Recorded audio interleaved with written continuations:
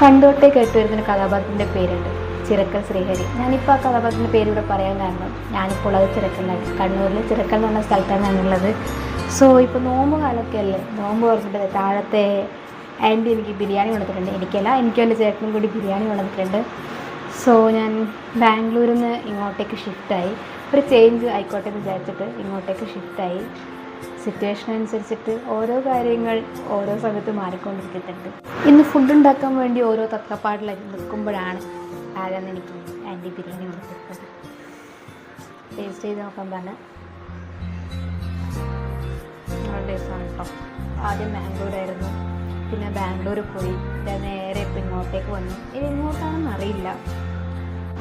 For me life is A journey എന്ന് വെച്ചാൽ ഇപ്പം നമ്മൾ ഓരോ സ്ഥലത്ത് പോകുമ്പോൾ ഓരോ സിറ്റുവേഷൻ, ഓരോ കാര്യങ്ങളായിരിക്കും എക്സ്പീരിയൻസ് ചെയ്ത് പോകുന്നത്. ലൈഫിനെ ഒറ്റ വാക്കിൽ പറയാൻ പറഞ്ഞാൽ നിങ്ങൾ എന്തായിരിക്കും പറയാം?